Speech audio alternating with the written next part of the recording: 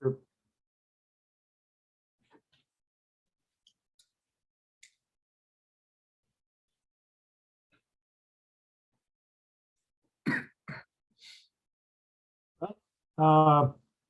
Good evening, ladies and gentlemen, and welcome to this webinar where we will be discussing very important matters of space-based assets and what that means. And our good friend Brandon will tell us a lot that we need to learn and why is it relevant to all of us. But let me start by saying welcome to all of you on behalf of Bay Atlantic University and the Global Policy Institute. My name is Paolo von Schirach, and I serve as both the chair of Political Science and International Relations program at Bay Atlantic University, as well as president of the Global Policy Institute. So as I was saying, today we are going to discuss space, but not in the sense that many of us are more used to, space exploration, what's happening in the stars, what we're discovering, missions to Mars, the telescopes just been launched, and all that good stuff that is about advancing the frontiers of human knowledge about the outer space, the galaxies, and the origins of the universe, and what have you. Today, we're going to talk about space, all right, but in a matter that kind of circles back to Earth, and Brandon here, who really knows a lot about these matters, and in fact, he's written a book and more about winning space. He's going to tell us why should we bother? Why should we, with all the issues going on Earth, including, by the way, a conflict that everybody is aware of in Ukraine? What is all this business about space? Why should we be interested, and why is it a pressing concern? Or why should it be a pressing concern? But in any event, let's dive right into it. Brandon is no stranger to us. He's a friend of the Global Policy Institute and Bay Atlantic University. He's been with us talking about other issues. He's a man of many talents and knowledge in many different areas.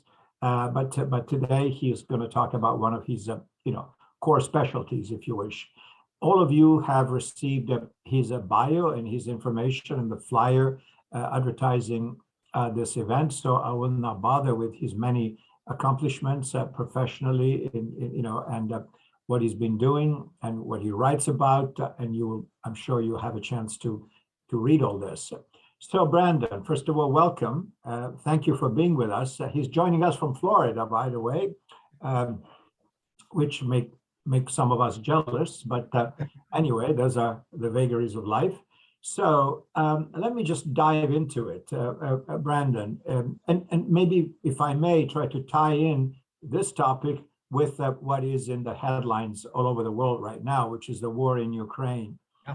We know a lot about what's happening in Ukraine, regardless of the tragedy that is has fallen upon the Ukrainian people.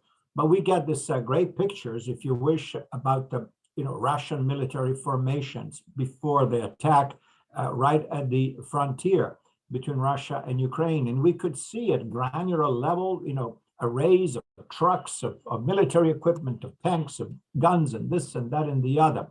And so we could get kind of a full picture, and the American military was able to interpret, if you wish, what was going on the ground by counting these formations and seeing how we're, aligned or not aligned, and try to divine sort of the intentions of the Russian leadership based on these forces and how they were placed on the ground. How do we know all this? Let's start with this very simple question. How do we know all these things? How do we get this granular, perfect pictures of the Russian forces at the Ukrainian border?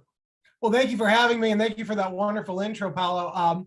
The bottom line is it's our satellites. We've for 40 or 50 years now invested in building out these unmanned capabilities in space, both low Earth orbit, a medium Earth orbit, and the faraway geosynchronous orbit, which is the farthest orbit where we have our most sensitive military satellites. But basically, those three layers around the Earth's atmosphere, orbiting the Earth, is where we have all these very expensive, expansive constellations, complex constellations of satellites, all working together in this sort of web to give us, as you note, these incredibly detailed granular images of what's going on with the war in Ukraine, not just there, but any conflict really.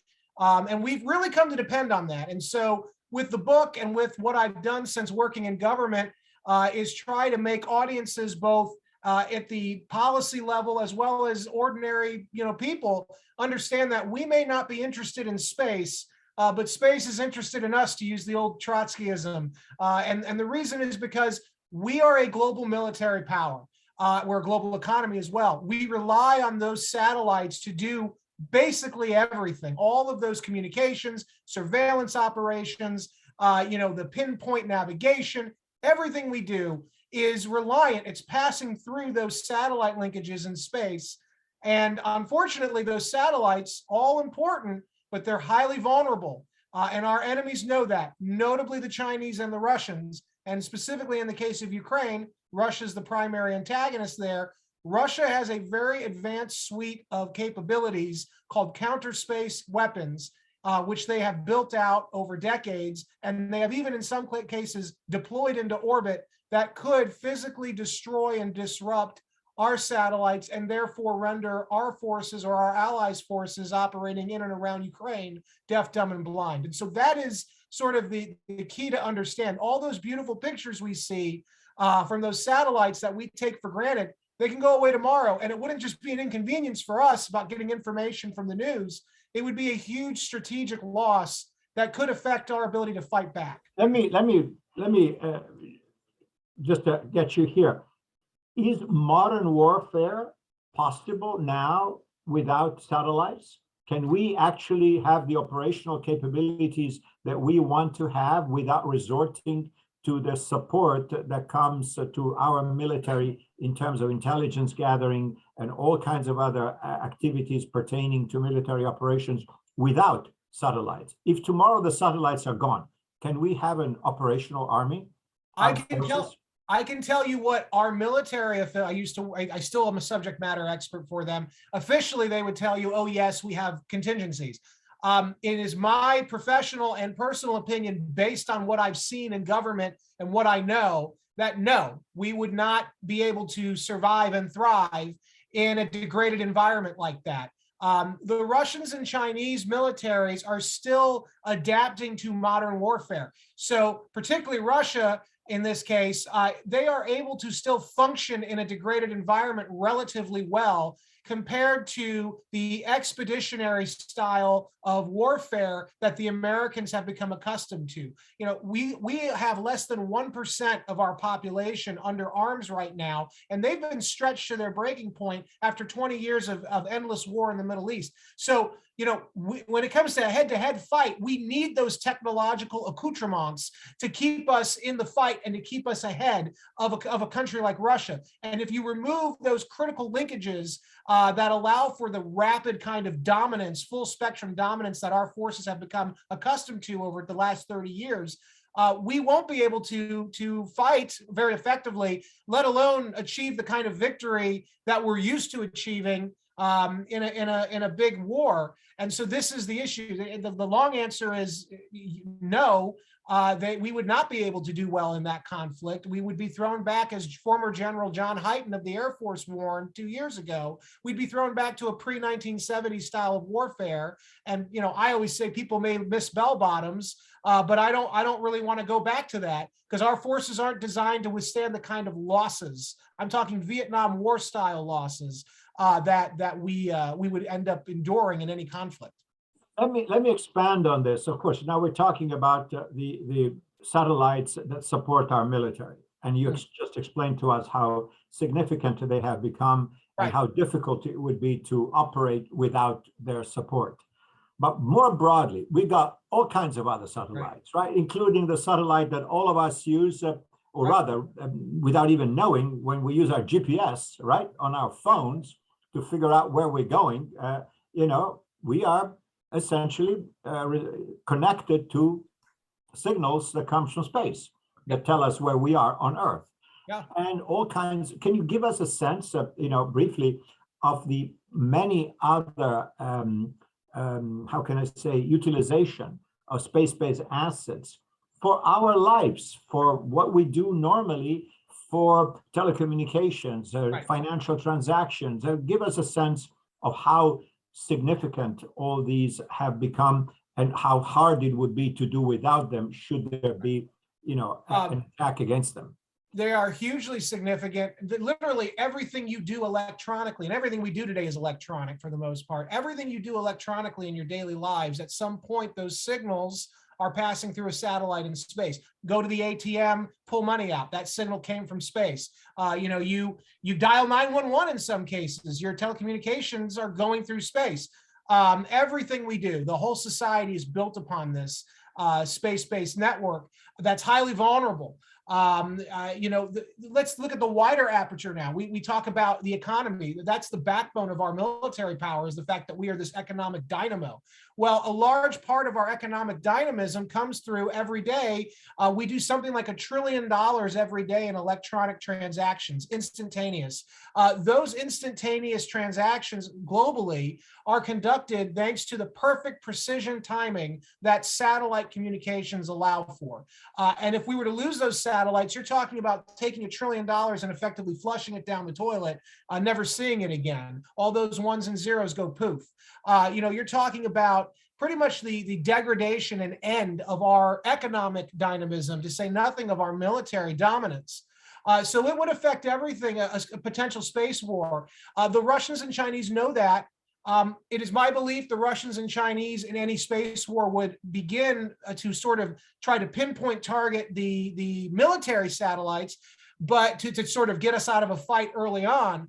But if we were to not surrender and continue fighting even in a degraded environment, I could inevitably foresee China and or Russia targeting those civilian systems in order to create chaos at home so that our resistance quotient is eradicated and we give in to whatever the Chinese and Russians want us to give into.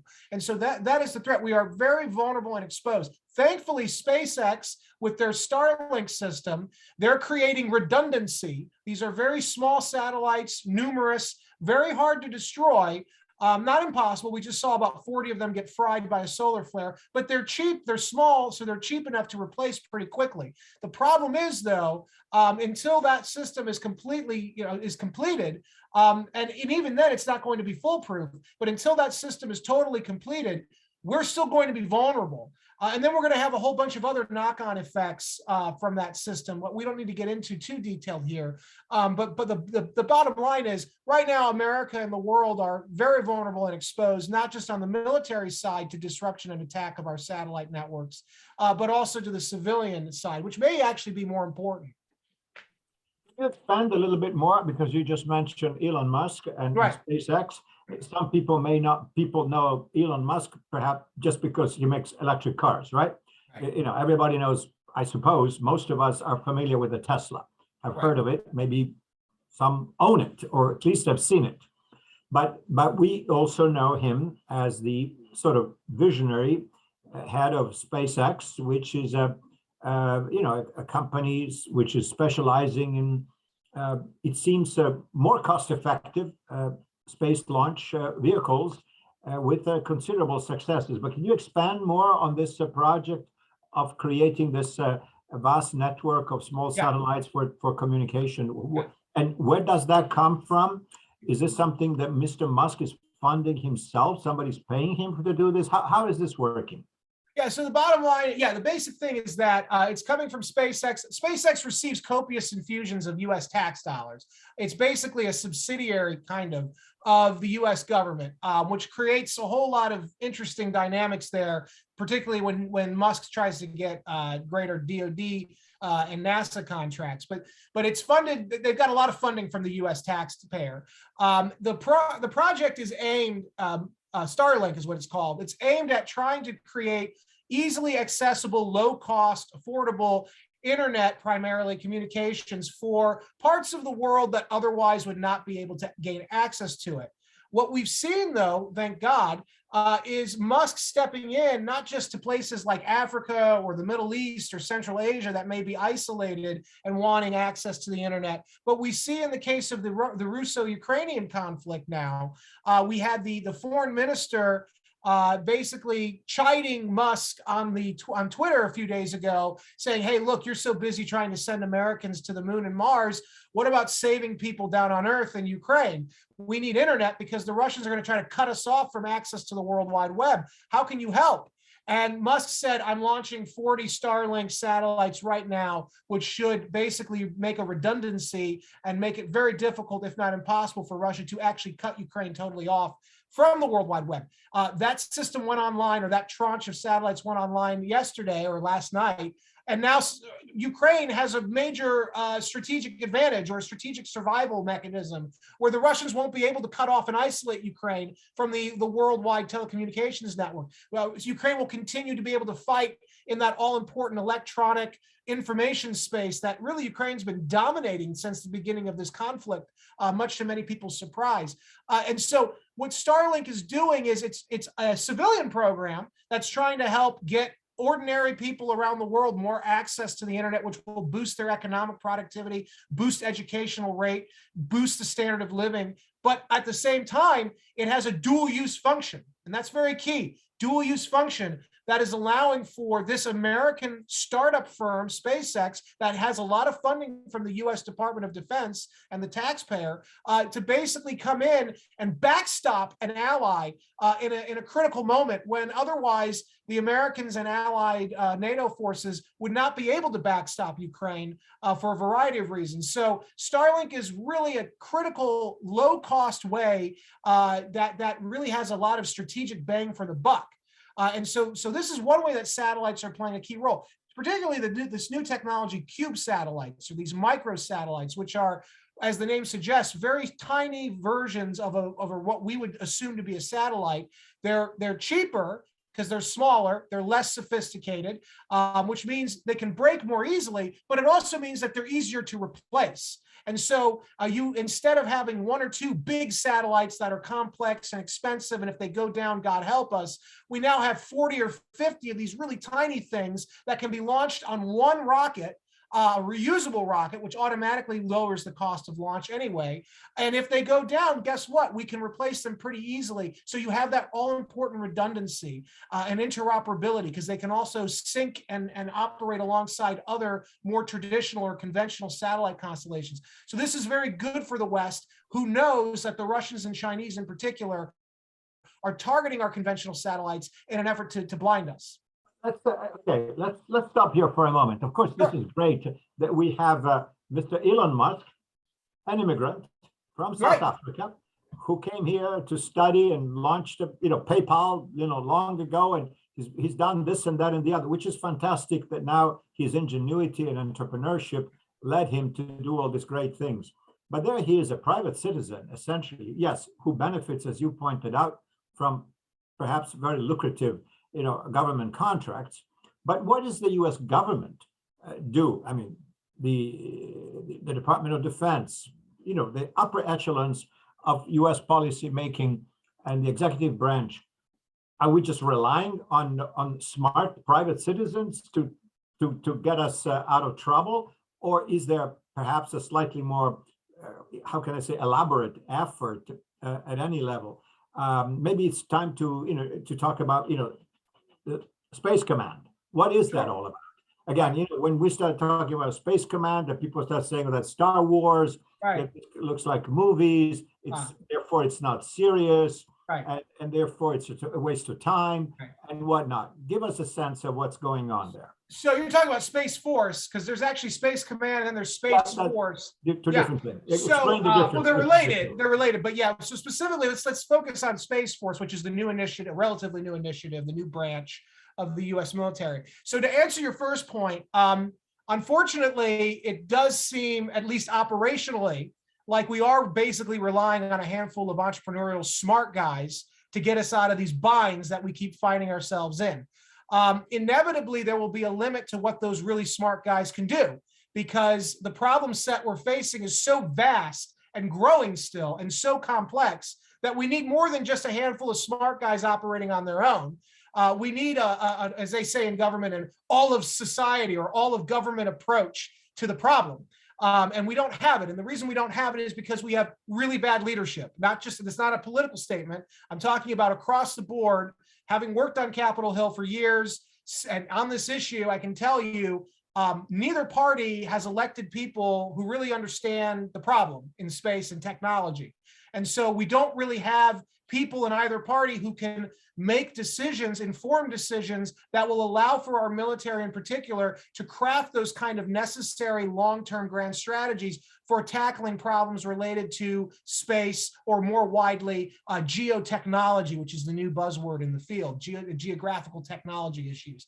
And so until we get better leaders from both parties, we're going to have consistent problems where we're going to have to wait till the last minute when a crisis is upon us and hope that those smart guys like Elon Musk can figure it out at the last minute, which is not a way to go.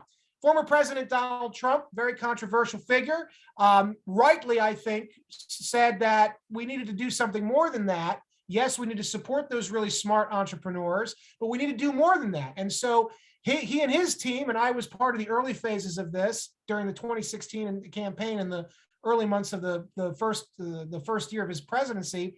They were talking to me and a bunch of other very smart people, smarter than me, and more expert than me even. And they were saying, look, we need to create a new branch. That's the Space Force. Unfortunately, because former President Trump pushed it, it became immediately a politically toxic issue.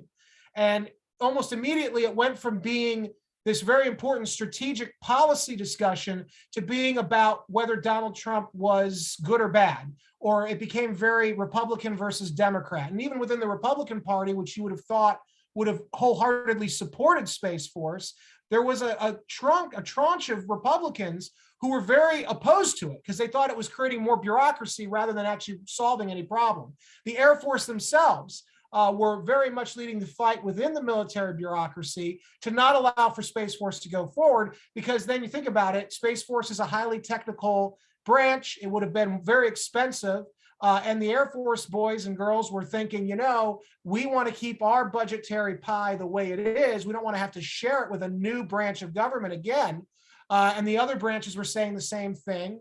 And so there was this big fight that really slowed the creation down. We finally got Space Force, but it's now the smallest branch. And they have a lot of leaders in there who unfortunately are sort of, I don't want to say poison pill, but they're skeptical, to say the least, of American space power. They don't really conceptualize it the way that people like me, who are early advocates of the branch, were saying they should conceptualize it. We were talking about something called space dominance. This is something I talk a lot about in my book. And basically there are 4 schools of strategic thought for space power. You've got the sanctuary school, which says no weaponization, no militarization, extremely limited human development of space, because that'll lead to war up there. Then you've got the survivability school, which says, hey, look, we rely on things like satellites, but they're very vulnerable. So we want to have redundancy, and we don't want to rely too heavily on satellites. If we lose them, we need to be able to still go on without them indefinitely. That's more of those are sort of space skeptical theories. Then you've got the other 2, which is space superiority, which is built heavily on deterrence. This is what former President Obama favored. This is what the military still tends to favor, which sort of says we're going to live and let live in space. There are other powers now like China and Russia in space.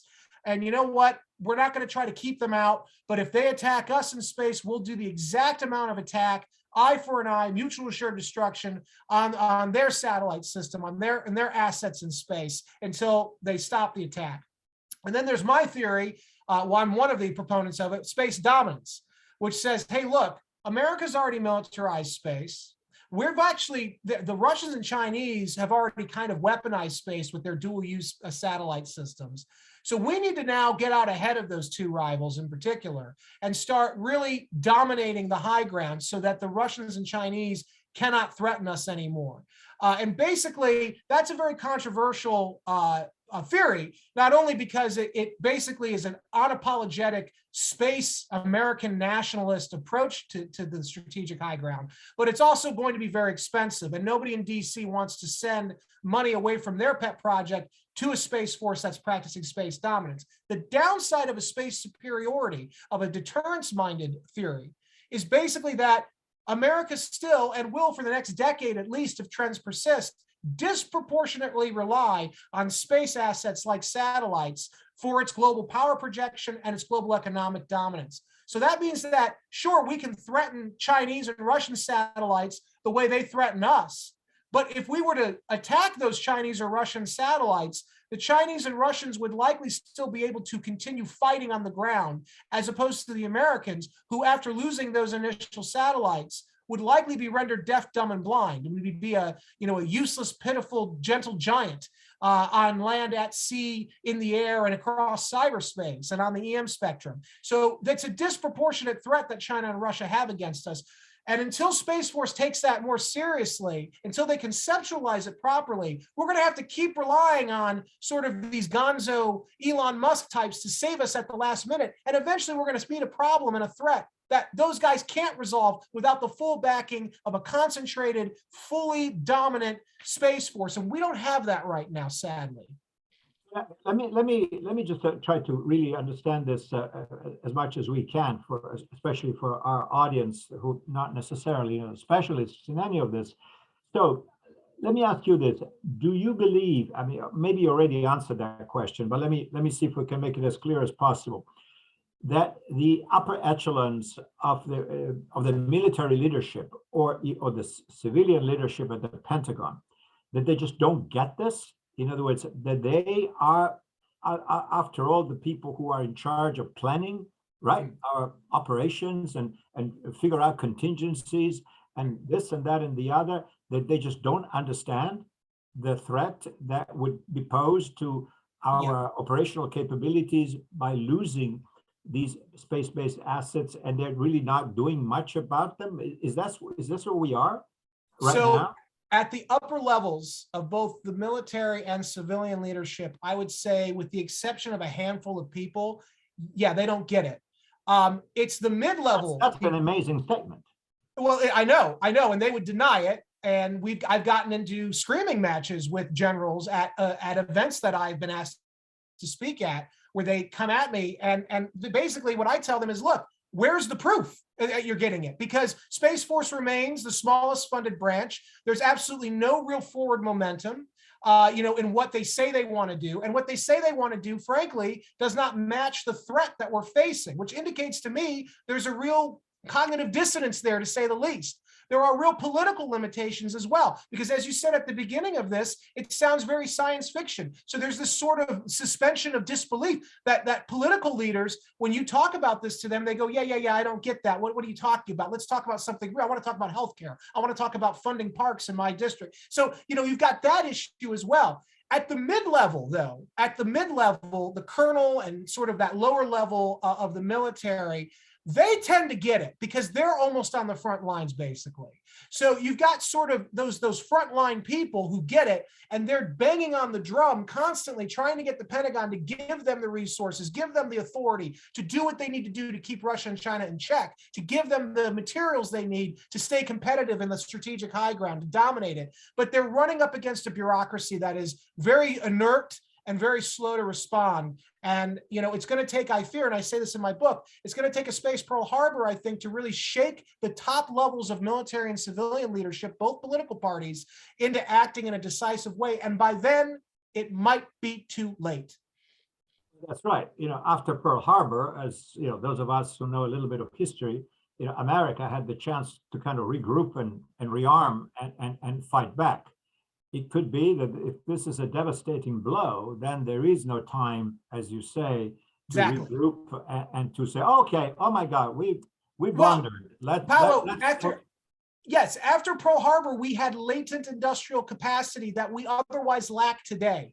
So what I mean by that is Pearl Harbor was it was a horrible strike, but really in the grand scheme of things, it was a pinprick strike. So we were able to regroup back at our industrial base, build a bunch of weapons, build a bunch of systems, recruit a bunch of men, and go fight a war, let's face it, with a relatively small country, Japan. However, China and Russia are two very large countries with a lot of nukes. And in China's case, they've got a lot of tech that rivals our own, and they're not afraid to use it. And they also have that latent industrial capacity that we used to have, because we spent the last 40 years giving our industrial capacity to China. Thank you, globalization. So you get a space Pearl Harbor strike, and not only is our forces immediately rendered deaf, dumb, and blind and slow to be able to respond in a combat situation, but then on top of that, on the strategic level, we might not be able to come back with a second hit the way that we were after Pearl Harbor. And that was also, I would remind everybody, the point the Japanese were making with Pearl Harbor, the essence of their strategy that they thought they could achieve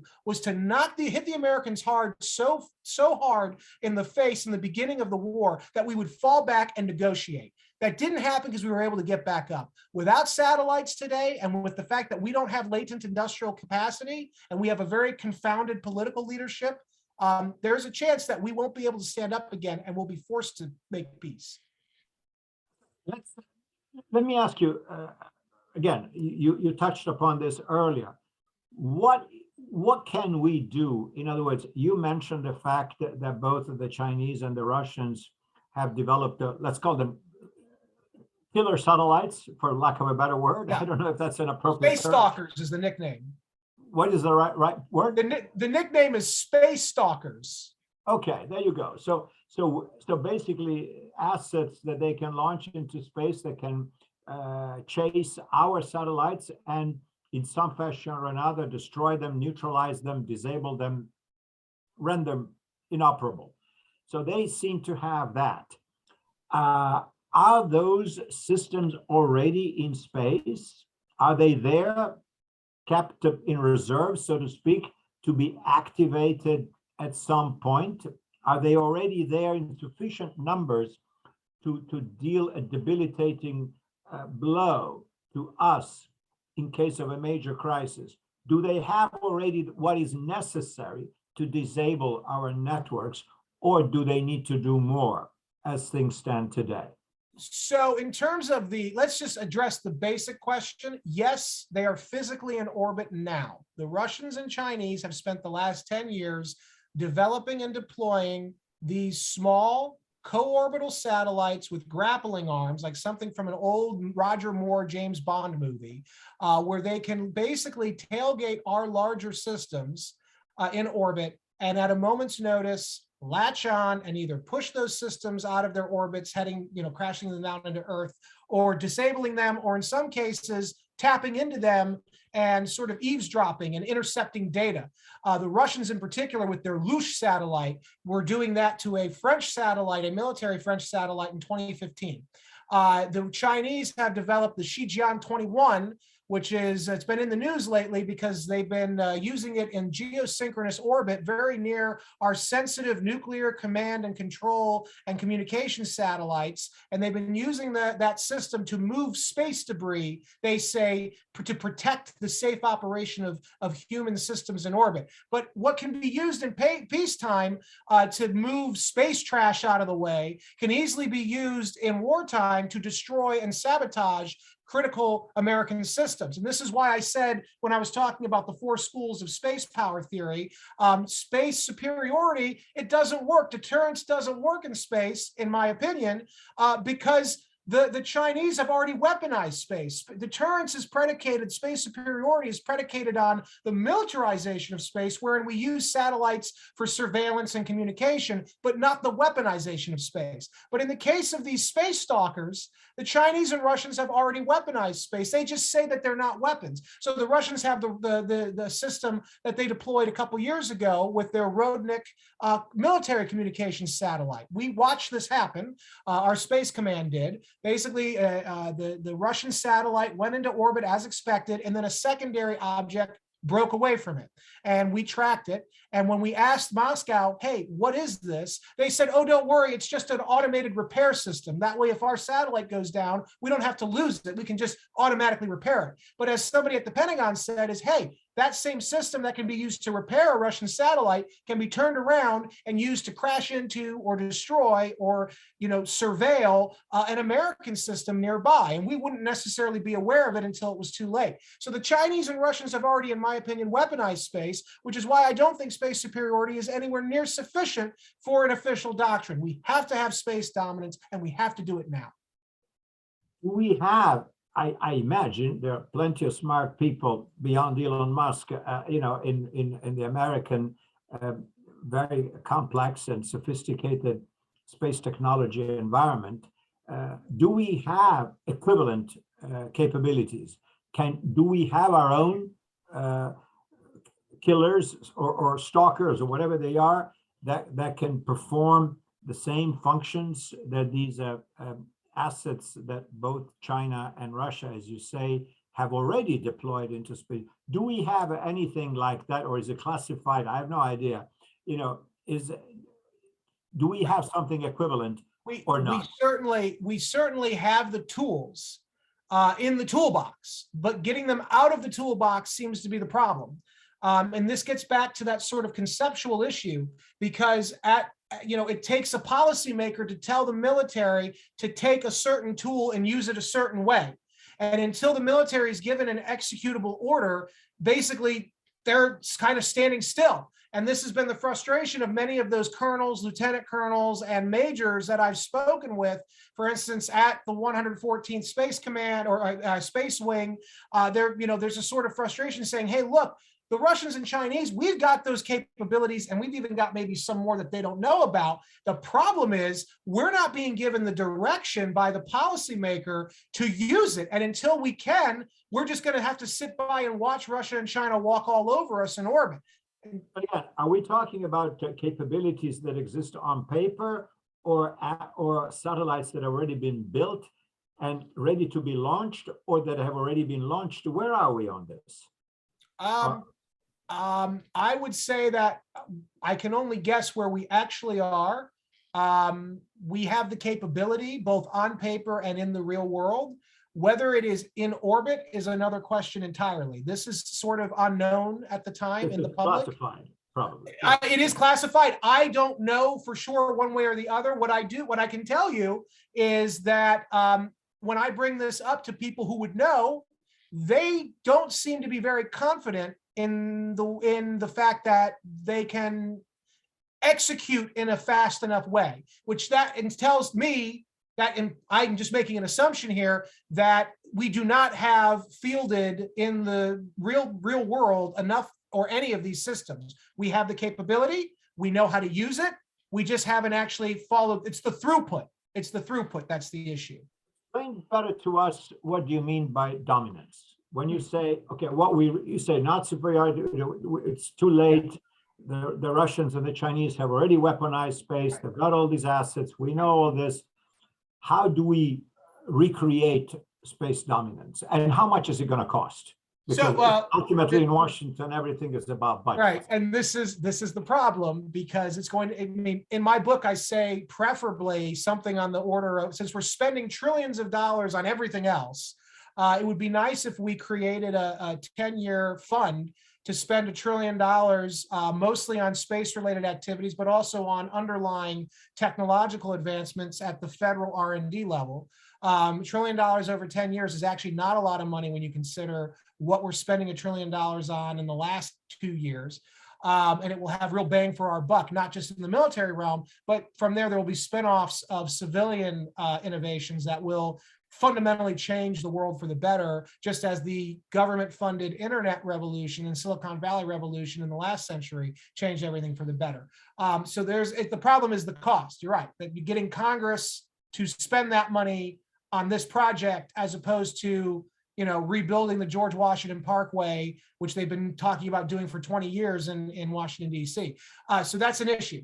The second issue is the second part of your question, and forgive me, I'm forgetting now. What was the second part of your question? Significance of dominance. Yes, dominance.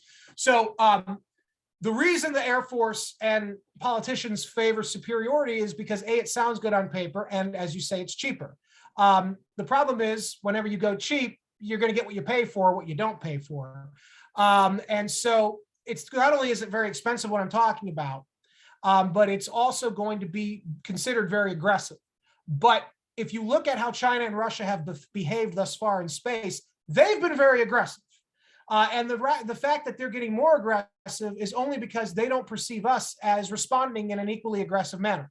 And so under a space dominance model, you would basically have America throwing all of its capabilities into a space force that could deny access to any country in the world to space that even thought about challenging the Americans. We could regulate that as well. You would also have Americans basically going into orbit to create military space stations. This is something that the Defense Innovation Unit has been looking at for the last 5 years, are human-rated military space stations. This would be to sort of create a redundancy in orbit where right now it's easy for our enemies to target satellites because there's nobody there. So if they blow it up, it's going to be a headache for us, but it might keep the threshold for conflict low. But if you start putting Space Force personnel on a manned satellite, a small military space station, coordinating a swarm of other satellites, of sort of satellite drones, you've just raised the threshold and the risk level for a country like China or Russia. You've created a tripwire in space. So maybe they won't be as interested in dominating, in destroying American assets in space if they know there are American personnel there in orbit. So that's something that we're talking about. We're talking about also increasing the command and control, C2 functions. Right now, everything has to be relayed from space to Earth for a military situation. Now imagine a situation where you have a command and control facility already in orbit. You've got better line of sight. You've got harder to disrupt and destroy, things like that. And then from there, we can spin off and we can more easily dominate the Earth-Moon system, which is how China looks at it. They talk about the moon being akin to the South China Sea and the universe is an ocean. When I hear Chinese strategists talking about things being like the South China Sea, given what China's doing there to dominate and steal that territory with their illegal island building program, imagine China trying to do that on the moon.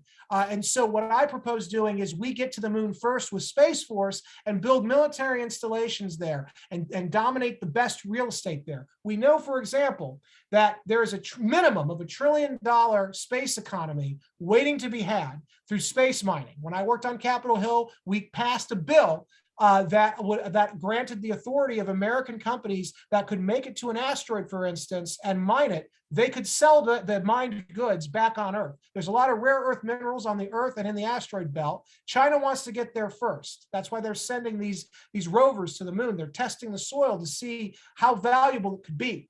What I propose doing is we get a military operation and we take the best real estate first and we deny the Chinese access before China and or Russia could get there. Because this is what China and Russia are talking about doing. This is what China and Russia plan on doing by 2028, the earliest, 2032, the latest. I just saw an interview with the #2 at NASA, who basically said that our moon mission is not only impractical, but we won't be getting there until well after the Chinese do. Well, that is too late. And if NASA cannot do it, then we need to be looking at private space actors like SpaceX, as well as Space Force, to get us there before the Chinese can, to dominate that not only commercially viable real estate, but also that strategically viable real estate. Having good positioning on the moon would allow us to have access to basically a clear line of sight on the Earth below. We'd have permanent lookout capabilities, surveillance capabilities, great surveillance and communication capabilities, as well as the ability to better protect our satellites in geosynchronous orbit by having the moon with possible protective weapons systems there to knock out any incoming attack on our satellites from Earth by launching from the moon instead of coming up from Earth. And so these are just some of what I'm talking about when I talk about space dominance. It is an unapologetic weaponization of space, an unapologetic American space program that dominates the strategic high ground and allocates resources to that and basically denies or approves anyone access to the strategic high ground. It's very controversial. Oh, well, there's a lot going on here. So let me ask you something else, and then we also can look at some of the questions posed by our audience here. somebody is asking here if, and I guess probably, the answer is fairly clear, but I want to hear your opinion. Can we say, somebody's asking, the new reusable systems help us lower the price of service, even though it is obvious the cost have been lower? In other words, is advancement in technology something that helps fulfill the mission that you had just outlined in terms of reaching dominance, reducing costs by using reusable systems like SpaceX, for instance? Absolutely. And so 100% yes, I have a whole chapter in my book called Being Cheap and Easy in Space is Good. And basically the big hindrance, more than anything, to us implementing an unapologetic space dominance strategy has been the cost prohibitiveness of it all. And the reason it's been costly, particularly on the military side, is because military systems are so much more complex than their civilian counterparts that we have to build them a certain way. You build military satellites, for instance, a certain way. It makes them very heavy to launch, so you have to have a special rocket. Well, the rockets then are going to consume more fuel. It's going to be more expensive to launch them. You get into this whole, Thomas Taverny calls it the vicious circle of space acquisition for the Pentagon. And so basically it's just compounding costs, delayed launch times, and then basically by the time the system gets into orbit, it's obsolete. Or almost obsolete. And so, and then you're having to use the system far longer than you intended to because you spent so much time and money developing it. It's just this whole negative of thing. And what SpaceX has done is by lowering the cost of launch, all that money that used to go into launching a system can now be spent on other things that help to augment the program and make it more cost efficient. And so, yes, SpaceX has been critical in particular in that. The problem has been initially getting the Pentagon to stop only relying on the big ticket contractors like Lockheed and Boeing and Raytheon, and getting them to start giving these little private startups like SpaceX a shot at the big contracts. This is something in 2010, I don't know if your audience remembers, but in 2010, Elon Musk had to basically sue the Pentagon because the Air Force had begrudgingly authorized a tranche of launch contracts to SpaceX, but then pulled it back and reneged on the contract, saying the Air Force, a leader at the time was a guy named General Shorts, and he said, hey, I don't want to trust the Air Force's crown jewels, those very sensitive Air Force communications and satellite communications and surveillance satellites, to an unproven rocket system, the SpaceX Falcon 9. So he ended up reneging on what the Obama administration had approved. So it caused a big problem, and Musk had to sue his way in. And thank God that Musk was a billionaire already, and this was sort of a passion project. He could dedicate his time and money to that without having to worry about really getting a return on investment.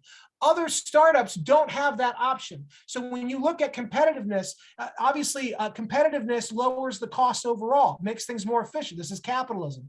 In the Pentagon, though, you're not really able to do that because of the way it's sort of built out.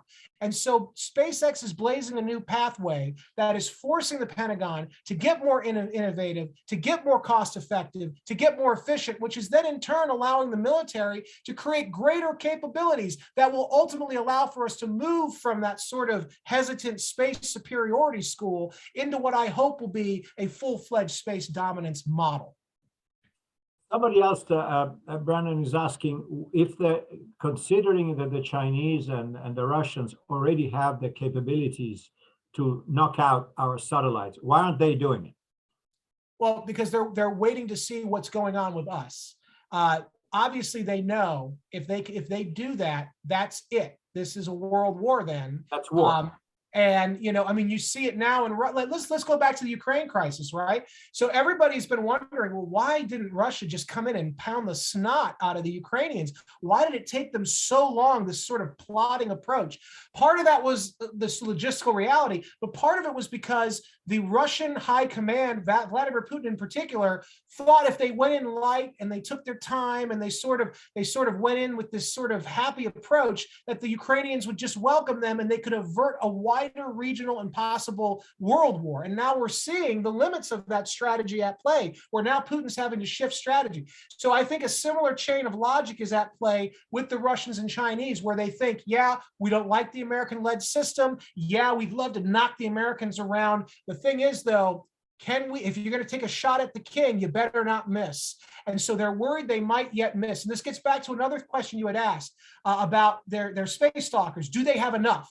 And the answer is, I don't think they yet have enough in orbit to feel safe that if they do this attack, they can, basically prevent any follow-on reprisals from America or her allies. And I think the key issue now is, over the next 5-10 years, China in particular, watching Russia get these economic sanctions, basically economically nuked Russian economy by America. I think China in particular is going to be looking and going, A, we have to start building out more of these systems to keep the Americans from doing something similar to us over, say, Taiwan. And B, we better make sure all of our ducks are in a row before we try this kind of space Pearl Harbor. Because if we don't, just like the Japanese at the real Pearl Harbor, we'll knock the Americans down, but they'll be able to get back up. So that's the key, is they're looking at that second order effect. So basically what you're saying is that they don't feel, well, they have the capabilities to do a lot of damage. They're not sure that the damage would be final. In other words, not yet. Right. It would be a knockout, and that's it. Right. And basically at that point they win, right, because by default, they right, just by. Let me ask you something completely different, but I don't know if it, just to try to turn things around. Is there a possibility that indeed, as technology is relentless and it moves and it changes directions, and there are new areas of inquiry and knowledge and whatnot, can we think about a future, maybe not in the near term, not in the next 5-10 years, in which this technology, in other words, our system that are so heavily reliant, both military and civilian, on satellites, that we figure something else, I don't know what the something else is, that is not space-based, that whereby they would perform the same functions of keeping everything going, providing the military intelligence, communications and whatnot, the working of financial systems, the weather, forecasts and GPS, whatever is done now using space-based assets. Could we do it in a different way that is not in space and therefore not exposed to the kind of vulnerabilities that you describe? Is there anything plausible about this? One of the big projects that's been going on for several years has been trying to turn drones into satellites. Michael Hayden, former CIA director, former NSA director under George W. Bush, has been on the board of one company in particular in California for many years now that was trying to develop giant solar-powered drones that were hard to track and destroy, that would effectively serve as satellites should our satellites be taken out in conflict. And we certainly have perfected the technology. We certainly have that capability. We are very much the leader in drone technology. So that's one way to augment satellites. Another way is we've got those undersea cables that certainly help. Of course, that's a bandwidth issue. The reason that it would be a problem if we lost satellites and switched over to undersea cables is those cables can only handle so much bandwidth. So there are multiple things we can do. Then you have also the micro satellites, those cube satellites. The reason I brought them up before with Starlink is because they're hard to destroy. And if they are destroyed, they're easy to replace. They're cheap. And so that's something that in my book, I talk a lot about, is how we need to be investing a lot more in CubeSats. They may not be pretty or complex, but they keep us in a fight. And so you put all those things together and you have this sort of medley of bandwidth that would allow us to survive possibly. This is the survivability. Basically, dominance is not necessarily just dominance in space, it's dominance in capabilities. Dominance and capabilities, yes. And if we create enough redundancies through yes. a variety of technologies that hopefully are integrated. Yes. And we are working toward that. And that is why I don't mean to sound bleak. We are working toward it. But my concern is that we're not working fast enough and we're not throwing enough resources behind that. It's always an issue of resources with us. back in the what was it, the 1920s or 1930s, Robert Goddard was building rockets, right? That was an American invention in many respects, but we didn't do anything with it because we didn't understand the technology, and we thought it was this sort of sideshow. It took the German Werner von Braun to really perfect it. And then, of course, the Soviets began with their Katyusha rockets in the war, really using rockets to, it took us about we're the third place person to try it out. Same thing with the tank. We ultimately dominated tanks, but we certainly didn't invent the use of it. That was other people. And so America is very good at thinking about things, but we never resource it until the crisis hits. And then after the crisis, we go, oh, darn it, we should have used this for that. And so what I'm trying to figure out with my book and with my work is, how do we identify the technology we need now to win and to survive? And how do we throw the resources behind it so we don't have to wait till after we get punched? The military has a term, left of boom, right of boom. Everything to the left of boom is basically everything pre-war. And then to the right of boom is everything trying to, survive that first explosion, survive that first hit, get back up again. I want to talk about left of boom most of the time. The last couple of chapters of my book, I really talk about right of boom stuff, but really in modern warfare, especially with capabilities being so widely dispersed among rivals, where you have China and Russia, where they can really do damage to us. This isn't like fighting Iraq. This isn't like fighting Afghanistan. I mean, Russia and China can do a lot of damage to us. And so what I'm trying to figure out is, how do we prevent the world war from breaking out? How do we find those off-ramps technologically to really keep them back and scared enough about our capabilities that they won't even really try to mess with us? And how do we stay to the left of boom? And if right of boom is necessary, how do we quickly get back up and throw the next punch that's even harder than the first punch that they threw? For instance, again, I'm sorry, I insist on what I was asking earlier. Assuming that this company that you mentioned, that General Hayden is, backing, is on the board of, that they make these drones that have capabilities comparable to those of satellites. And this becomes extremely successful, right? And you can mainstream it and scale it up and do whatever. Then then the advantages that the Soviets, so I shouldn't say the Soviets, the Russians and the Chinese have gained in space with these assets that you described for us, well, they become not so significant anymore, because they can knock out the satellites, and we have other systems that perform the same functions. Right. And so that becomes wasted money, in a sense, of having spent all these things. So I know it's really hard to predict the next stage of technological development and who's ahead and who's not ahead, right, etc. But do you think that, at the beginning, I got really depressed, and I said, oh my God, we're so far behind, etc. But do we still have a chance? Yes. Of course. Can we do this? We have a chance. And the thing with those drones we have to be careful with, though, is they can be hacked. The Iranians proved that in 2011. They can be hacked and disrupted as easily as anything else. And so, and they can ultimately be tracked as well. They're hard to do, but, that's a weakness that we have to be aware of. But of course, there's still hope, and I don't mean to depress everybody. I mean to sort of raise awareness and say that we need to have a much greater resources thrown at this problem. There are things we can do. We are doing them. It's just my concern is we're not moving fast enough. That's my only real concern.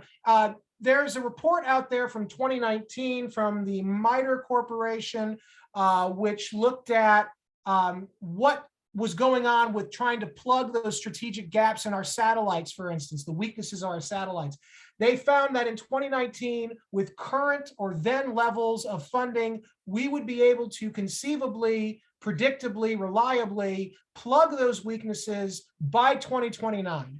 And I mentioned this in my book, and I say, so that means that from 2019 to 2029, based on those current models, and they're relatively still relevant today, we have about a decade of real vulnerability unless the Congress steps up and starts throwing a bunch of money and resources to plug those gaps sooner.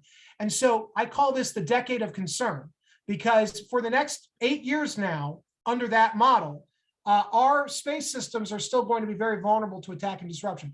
If we can get through the next 7-8 years without a major conflict erupting, which right now seems very tenuous, wherein our enemies would be targeting our satellites and space systems, I think we could probably be sufficiently protected going into the 2030s at current rates.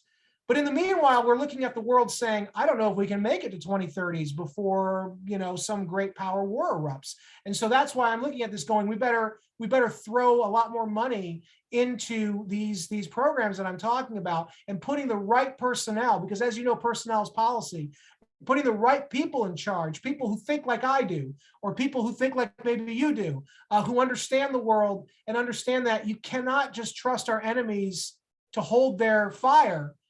Remember, everybody assumed that Putin was bluffing, right? This was a nuclear power. He's been in power for 20, 30 years. He's got a lot of, institutional memory there of what a great power is supposed to operate like. And yet he apparently gambled on this Ukraine fiasco. And so if Putin can do that, Xi probably could as well, if they thought, events were working in their favor. And then we're in a big issue where they're going to get into this big problem set, and then these rulers are going to try to basically, overcome the problem by escalating into areas that they shouldn't be, into areas like space attacks, cyber warfare, nuclear perhaps as well. And so that's the concern. Somebody is telling us, and again, probably you, I confess I don't know what it means, but I'm sure you know, somebody's saying, we have X-37B. Yeah, the X-37. So basically, it's a mini space shuttle. It's like an unmanned drone for space. It holds the record for the longest man-made object orbiting the Earth.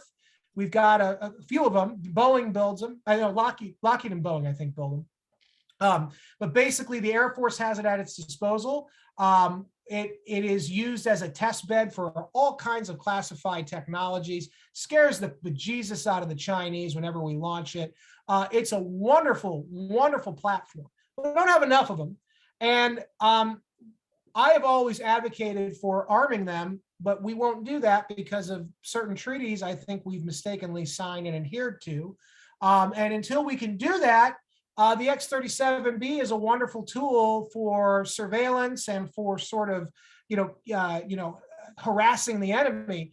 But until we can actually weaponize those platforms, fully weaponize them, they really won't be helpful in a space war. I mean, I'm talking, we need space bombers here. And I know that sounds science fiction, but if the Chinese can get those co-orbital satellites, the space stalkers in orbit already, and threaten our key satellites, we should at the very least be able to put some kind of strategic bombing platform in orbit that would send a signal to China not to mess with us. And that's the key here is sending signals to the Chinese and Russians who really think they really gotten too big for their own britches, really telling them, hey, we've got stuff that can really fundamentally mess with you. And now that we have would be essentially a deterrent.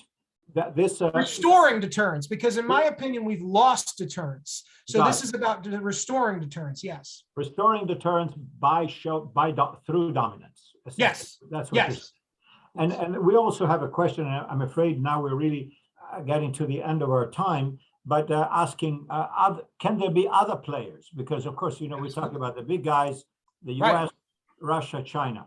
What about other players? Other countries, India, Japan? Can they join the club here? And yes. So what does that mean? That would be our last question. Okay, so in my book, I make it clear. I talk about space nationalism. I talk about space dominance. That doesn't mean America goes it alone.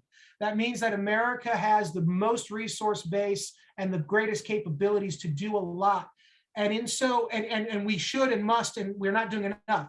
But to save money and to save time and to enhance our allies, because that's a key component of being a superpower, we need to be looking at countries like India, like Israel, like Brazil, yes, Brazil, like France, like Britain, Australia, Japan, and figuring out what they're good at. And there's many more, but those are just some of the big ones that I showcase in the book.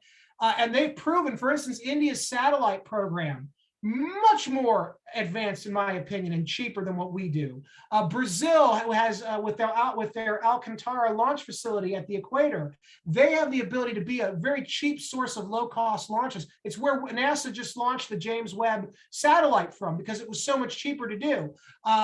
Things like Israel also, their microsatellite program. There's a company there, and I'm blanking on the name, but they've created a reusable microsatellite with a flexible antenna that basically would be critical for U.S. Special Forces to use in the event of an attack where we lost our big satellites. They can be launched on an Elon Musk's reusable rocket very easily. Japan is going to be critical, in my opinion, for when we inevitably do those lunar mining operations. Toyota's already built a mining platform, the lunar rover platform that they want to send up with NASA when we eventually, if we ever do, get to the moon. So these countries are going to be critical for augmenting America in areas that we may not have direct great capabilities, and that will be good for cost effectiveness. So yes, absolutely build up our allies and create interoperability with them, both at the military and civilian side.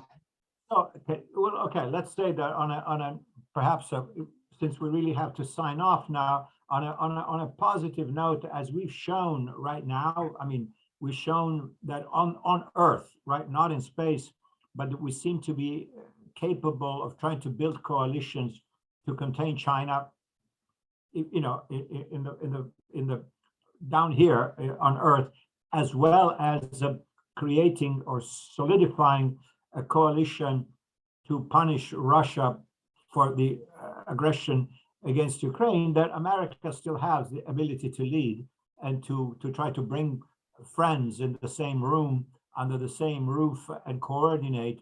And this could be an additional area of fruitful cooperation, of pooling resources and creating synergies, because as you pointed out, this is very expensive, but there are different countries that have sophisticated technologies that if everything can be pulled together, much can be done. Is that right? Would that be a good way of trying to get out of this mess? America remains the only true global power. How long that lasts will be how much we rely on our allies and our private sector capabilities. And right now, we haven't been using it very well or effectively. And I talk about this in my book at great extent, is that we have to lead. And part of leading then is also delegating capabilities and authorities to our allies and to those private companies like SpaceX that have proven they have a willingness and capability to enhance our overall capability. China and Russia are regional powers with global pretensions. We are the only true global power still, but if we're not careful, China and Russia together especially could really destroy that global power projection and turn us into a declining regional power. And so by calling on our existing allies and our corporations, we have the ability to get out ahead of that threat and to really dominate the earth below. And one last thing, just remember, when I talk about dominance, some people might get scared, but America has dominated the world for the last century, really the last 80 years, since World War II at least. And what does our dominance look like? It has looked like opening up the widest share of the global economy to as many countries as possible so that those countries could theoretically enhance their own standard of living. Talked about opening up the arc of liberty from just a handful of countries to countless. And so, frankly, American dominance, while it has certainly had its downsides, we're all human. Compared to a Chinese global order, or God forbid, a Russian global order, frankly, an American space-led world order is a dominated American order in space is going to be more democratic, more open to more countries, and more peaceful than anything that has come before it or will come after it if the Chinese and Russians are able to displace us as the superpower. And that's the key. Well, on that note, Brandon, thank you very much. I think this is most illuminating. And again, a subject that for most of us, it's really, a novelty. But I think I hope that our audience will share my congratulations to you for showing us how stuff that is up there in space is quite relevant, and how we in the United States can and should rally the support, not just of all our resources at home, but also, as you just said, internationally, because we tend to cultivate friendships as opposed to trying to tell people what to do only. I mean, we're not always very successful at this, but let us say, as you pointed out, that the space dominance by the West will be more democratic and more open than space dominance by the Russians and the Chinese combined. Yes. So on that note, thank you, Brandon. And Thank thanks you. Let's do this thanks to again. our audience for being with us and asking interesting questions. And thank my good friend and colleague, Denise, for organizing this event, as always. Denise, thank you. And we stand adjourned. Thank you very much. Thank you.